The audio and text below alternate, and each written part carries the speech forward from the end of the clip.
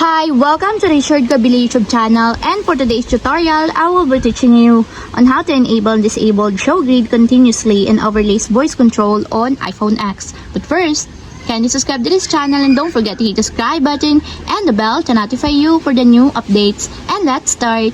Using your iPhone X from your home screen, first go to Settings. Then in the Settings, scroll down and find the Accessibility and then tap.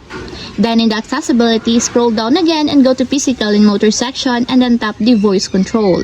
Then in this part, in the Voice Control, go to this section and then tap the Customize Commands. Then in the Customize Commands, find and tap the Overlays. Then in the Overlays, find and tap again the Show Grid Continuously.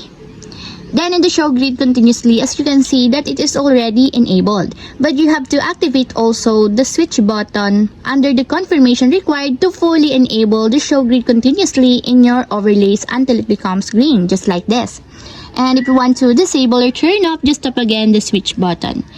And that's it, we have successfully enabled and disabled Show Grid Continuously and overlays voice control on iPhone X.